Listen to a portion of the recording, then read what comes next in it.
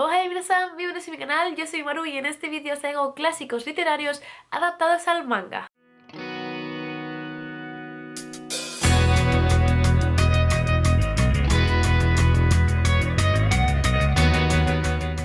Sí, como ya habéis notado, sigo constipada y además con los labios súper cortados, así que ignoradlo, por favor.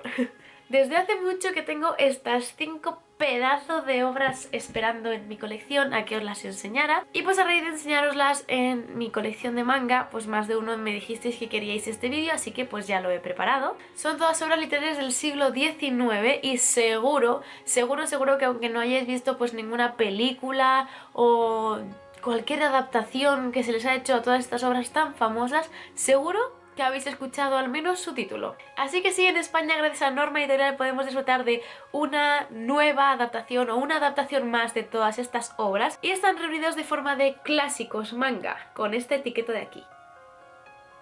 Sinceramente siento que esta colección o estas adaptaciones son muy interesantes para que estas historias tan famosas lleguen a un público más amplio, ya que obviamente no todo el mundo se va a poner a leer novelas del siglo XIX. Por lo que como yo he disfrutado de estas obras, vosotros también podéis hacerlo.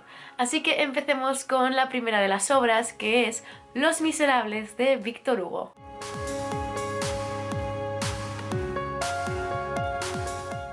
La novela original se publicó en 1862 y, como he dicho, fue escrita por Víctor Hugo. Es una obra que transcurre en Francia en la época de la Restauración monárquica y esta adaptación es del 2014 y la adaptación la hace mucha gente. El dibujo es de Sun Nekoli, la adaptación es de Crystal Silvermoon y el guión en inglés es de Stacey King. Es un tomo único que recoge toda la obra y cuesta 18 euros. Esta obra nos presenta a Jean, un expresidiario que acaba de salir de la cárcel, y pues cómo se va a ir integrando poco a poco en la sociedad, pero nunca termina de hacerlo porque nunca para de huir de la justicia por diferentes miserias que le van ocurriendo en el camino.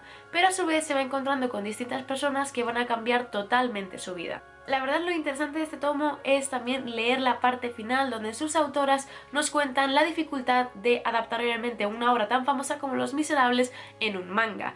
Cogen los detalles, los puntos y las escenas más importantes y emblemáticas de la historia original para que todo aquel que conozca Los Miserables no sienta que es una obra totalmente distinta y que aquellos que no conocen la historia original pues puedan entender toda la trama. El dibujo me encanta, me parece espectacular. Y obviamente la estética va acorde con la época en la que ocurre la historia. El título Los Miserables, no voy a leer su título en francés porque lo haría horriblemente, así que bueno, Los Miserables en francés pues nos hace plantearnos, nos da una idea de qué va a ir la historia. Francia estaba sufriendo muchísimo en esa época porque todo era un absoluto caos. Como digo, está en el momento de la restauración monárquica y todas las locuras de quién se hace cargo de llevar el mando de Francia, sea en forma de república, sea otra vez de forma monárquica. En fin, estaba en una época muy difícil y el pueblo es el primero que sufre. Entonces sí, la pobreza absoluta en la sociedad era algo obvio, pero lo peor de todo es que la propia sociedad, la propia gente del pueblo es mala, avariciosa y todo lo demás con el resto de ciudadanos. Los que tienen poco exigen a los que tienen aún menos y es absolutamente horrible, y es lo que refleja esta historia, el hecho de que todo el mundo, por mucho que estén en la miseria, siempre tienen algo que reclamar, siempre tienen que beneficiarse de los demás y es muy miserable. Sinceramente la obra me pareció súper entretenida de leer, muy rápida, no sé, no se me hizo pesado en ningún momento. Ya sabéis que yo soy muy fan de todos los temas histórico-bélicos y todas las movidas, así que obviamente he disfrutado muchísimo esta obra. Así que si os gustan las historias histórico-bélicas, también que tengan su punto de drama y también temas políticos y demás, os podéis ir apuntando a esta obra. Seguimos con la segunda obra de este vídeo y el tomo más gordito de todos, y es El Conde de Montecristo.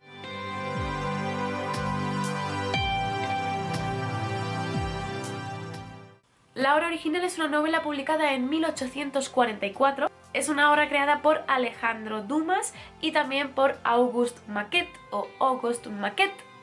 nombres impronunciables, ya sabéis, aunque este segundo no figura como autor de la misma. Esta obra también se centra aproximadamente en la misma época que Los Miserables, pero sin centrarse únicamente en Francia, también coge diferentes países de alrededor, sobre todo Italia. Lo interesante de esta obra es que está basada en las historias y testimonios de un hombre que existió de verdad, y algunas de las localidades que se mencionan también son reales. La adaptación también es un tomo único y fue publicado en 2017. Como vemos por aquí, el dibujo es de Nokman Pon y la adaptación es de Crystal S. Chan. Y como vamos a haber repetido ya bastantes veces en este vídeo, el tomo cuesta 18 euros.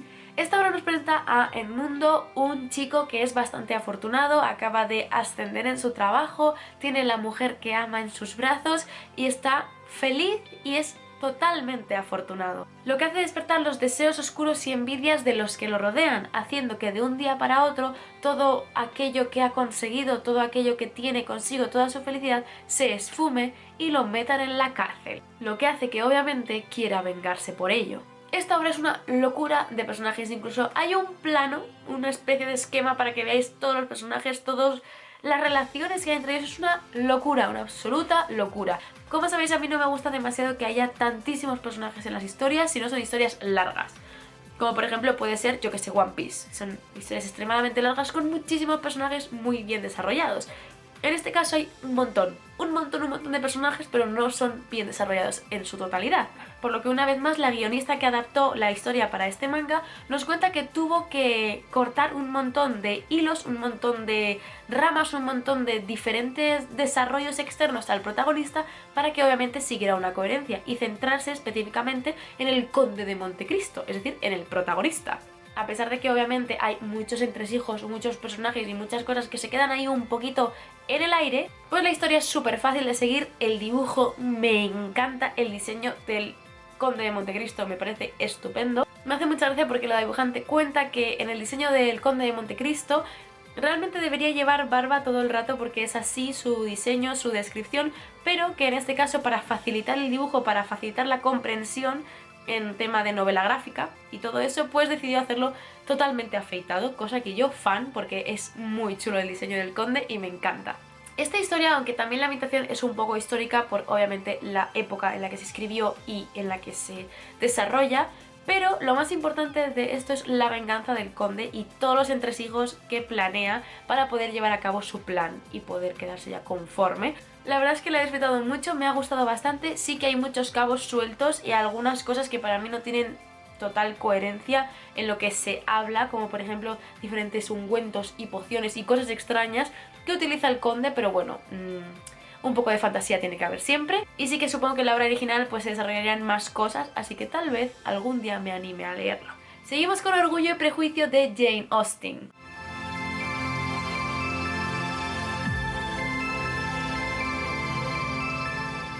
La novela original se publicó en 1813 por primera vez de forma anónima y años más tarde se supo que era de Jane Austen, convirtiéndose en su obra más reconocida. Además, tanto la obra original como esta adaptación guardan una de las frases más reconocidas de la literatura inglesa. Es una verdad mundialmente reconocida que un hombre soltero, poseedor de una gran fortuna, necesita una esposa. Esta adaptación es del 2014, también obviamente es un tomo único. El dibujo es de Po Che y la adaptación es de Stacey King. La frase que os acabo de leer básicamente define la obra y su trama, y es el hecho de la necesidad de las mujeres de aquella época de encontrar un marido rico. Y el hecho de que si no lo conseguían era una desgracia absoluta. Y que obviamente las madres aspiraban a que sus hijas tuvieran un marido rico. ¿Qué pasa? Que no todas las mujeres eran así y esa es la gracia de esta historia. De todas las obras que os voy a enseñar en este vídeo, esta es la que menos me gustó en tema de estética de dibujo porque es demasiado detallado, por ejemplo, en el tema del pelo y demás y no me llamó demasiado la atención desde el principio, pero me fui acostumbrando y se hizo súper ameno de leer y de seguir, obviamente, visualmente. Tardé nada en leerme esta obra, es súper sencillo de leer, es un romance que me hace mucha gracia porque no son romances cliché que ahora podemos encontrar en cualquier sollo. Obviamente es un romance, siempre tiene sus cosas en común con otras obras, pero me hace mucha gracia. El planteamiento de cómo son los protagonistas, de cómo son las chicas, de cómo son los chicos, de cómo se comportan, de cómo hacen de una nimiedad un pedazo de tragedia enorme. No sé, me hace mucha gracia y No os esperéis para nada un shoujo típico de manga. Es una historia obviamente romántica, con una protagonista un poquito más rebelde de lo normal y es bastante interesante. Ya os digo que la mentalidad de los personajes hay que tenerla en cuenta, la época y todo eso, y cómo reaccionan a diferentes cosas, pero a mí personalmente me hizo mucha gracia y se me hizo realmente ameno de leer, y si os gustan los romances es un obligatorio. Seguimos con La letra escarlata.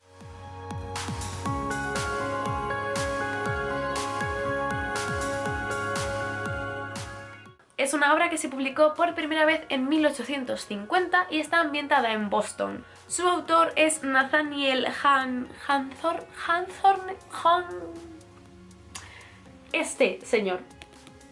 That one. Siendo además La letra escarlata la obra más reconocida de su autor. Esta adaptación se hizo en 2015. También es un tomo único del mismo precio, pero en este caso es un poquito más finito que el resto que hemos visto. El dibujo es de Tsuneko Lee y la adaptación es de Crystal S-chan. Como vemos, las autoras en estas adaptaciones se van repitiendo. Y en esta obra lo importante, como el propio título dice, es la letra escarlata. Una letra que es símbolo de pecado y acompañará siempre a su pecador. Esta obra está ambientada aproximadamente en el siglo XVII y el foco central es la religión. Todo se mueve alrededor de la religión, el tema de pecado. El concepto del pecador, el hecho de la muerte del alma en vida, es un concepto recurrente en toda la historia. Llegando a hacer la pregunta de ¿estás vivo? Pero no por el hecho de estar delante de uno mismo, sino porque su alma sigue pura. No soy demasiado fan en general de las historias con temas religiosos, con el hecho de justificar y utilizar toda la ideología religiosa para cada uno de los actos de los personajes, pero en este caso, leyendo esta obra, siento que se me ha quedado un poco corta. Siento que hay muchas cosas que se tienen que explicar, muchos temas que se quedan colgando, sobre todo el tema de la hija de la protagonista me queda muy colgando, o sea, siento que falta más, siento que esta historia o corta demasiado o no se explica bien o la adaptación no es tan acertada en este caso, porque siento que falta información, que me he quedado con ganas de saber más. Tiene algo oscuro, algo turbio detrás de esta obra que me gustaría haber visto más y que lo reflejaran con más ímpetu, ya sabéis que es mi gusto personal, pero siento que le ha faltado un poco. Y terminamos este vídeo con Jane Eyre de Charlotte Brontë. Es una obra de la que ya os hablo en el canal, así que os voy a dejar por aquí arriba el vídeo. Os hice una doble mini reseña junto con The Promised Neverland, así que podéis ir a verlo si os apetece. Es una obra que también me llamó mucho la atención, así que os invito a ir a ver el vídeo.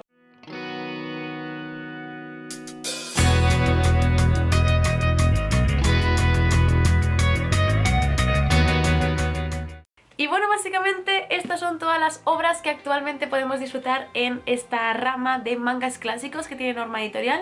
Sinceramente, han sido un descubrimiento. O sea, me han gustado mucho las obras. Sabéis que soy una loca de la historia, sabéis que por ejemplo el manga de Innocent de Milky Way me encanta y me gusta. Sí, ¿qué le vamos a hacer? De verdad me lo he pasado súper bien, con Orgullo y Prejuicio, no sé, se me hizo súper ameno de leer y lo disfruté un montón. El Conde de Montecristo también estaba por ahí con su venganza propia y sus locuras varias. Me ha gustado mucho poder disfrutar de todas estas obras, algunas más, otras menos, pero espero que si os ha llamado la atención alguna pues le deis una oportunidad y me lo podéis compartir por mi Instagram para que yo le eche un ojillo. Y ya os digo que de momento estas son las obras que hay publicadas en esta rama de mangas clásicos, pero por lo que me han chivado no van a ser las únicas, así que esperemos por más. Personalmente, si os soy 100% sincera, me han gustado más las obras de lo que me hubiese esperado. Obviamente la letra escarlata está un poco ahí, medio colgando. Pero el resto, al ser obras diferentes de la mentalidad manga, del hecho de los cánones, el tipo de historia y todo eso, al no estar pensada como un manga, sino estar basados en novelas de diferentes partes del mundo, sean inglesas, francesas y demás, la forma de pensar la historia, la forma de crearla es diferente y lo he disfrutado de verdad mucho, así que tal vez a vosotros también os den la sorpresa y os gusten, así que os animo desde aquí a echarles un ojillo y a darles una oportunidad, porque como siempre os digo, yo solo os doy mi recomendación y mi opinión, pero sois vosotros los últimos que tenéis que labraros vuestra propia opinión. Y bueno, creo que por mi parte nada más. Si os ha gustado el vídeo no olvidéis darme un likecito y suscribiros aquí abajo si no lo habéis hecho, y nos vemos muy prontito en un nuevo vídeo. ¡Mi!